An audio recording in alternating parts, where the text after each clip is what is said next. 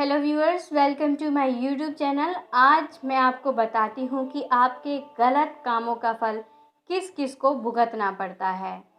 आमतौर पर यही माना जाता है कि जो व्यक्ति गलत काम करता है उसी व्यक्ति को ऐसे काम का बुरा फल भी भोगना पड़ता है। ये बात सही है, लेकिन कुछ परिस्थितियों में गलत करने वाले व्यक्ति के साथ ही दूसरों को भी ये फल प्राप्त होते हैं।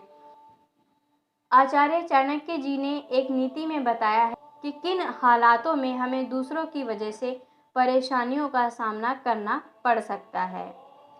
सबसे पहली चीज़, अगर जीवन साथी गलत काम करे तो आचार्य कहते हैं कि विवाह के बाद यदि कोई स्त्री गलत कार्य करती है, ससुराल में सभी का ध्यान नहीं रखती, अपने कर्तव्यों का पालन नहीं करती, तो ऐसे कार्यों की सजा पति को ही भुगतनी पड़ती है। ठीक इसी प्रकार यदि कोई पति गलत काम करता है तो उसका बुरा फल उसकी पत्नी को भोगना पड़ता है।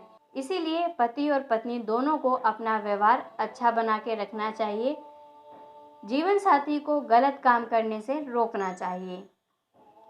दूसरी स्थिति, राजा के गलत काम के जिम्मेदार होते हैं पुरोहित, मंत्री और सलाहकार। जब शासन में मंत्री, पुरोहित या सलाहकार अपने कर्तव्यों को ठीक से पूरा नहीं करते और राजा को सही गलत कार्यों की जानकारी नहीं देते, उचित सुझाव नहीं देते, तो राजा के गलत कार्यों के जवाबदार पुरोहित, सलाहकार और मंत्री ही होते हैं। पुरोहित का कर्तव्य है कि वह राजा को सही सलाह दे और गलत काम करने से रोके।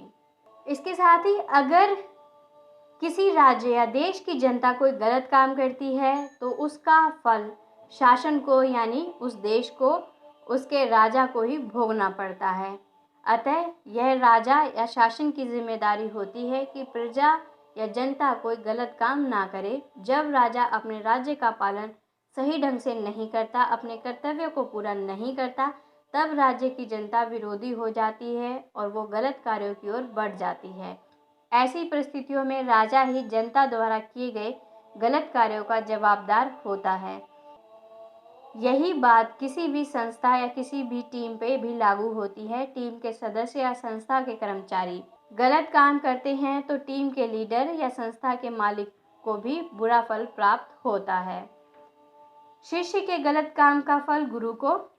इस नीति के अंत में चाणक्य ने बताया है कि जब कोई शिष्य गलत कार्यों में लिप्त हो जाता है तो उसका बुरा फल गुरु को ही भोगना पड़ता है।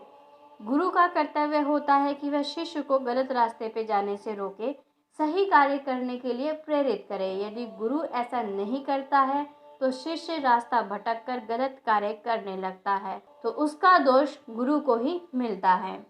तो दोस्तों, आज मैंने आपको बताया है कि व्यक्ति के गलत कामों का फल किस किस को भोगना पड़ता है। अगर आपको मेरे द्वारा दी गई ये जानकारी पसंद आई है तो इस वीडियो को लाइक कीजिए, अपने दोस्तों के साथ, अपने प्रियजनों के साथ इस वीडियो को शेयर कीजिए। इसके साथ ही हमारे चैनल को सब्सक्राइब भी करिए।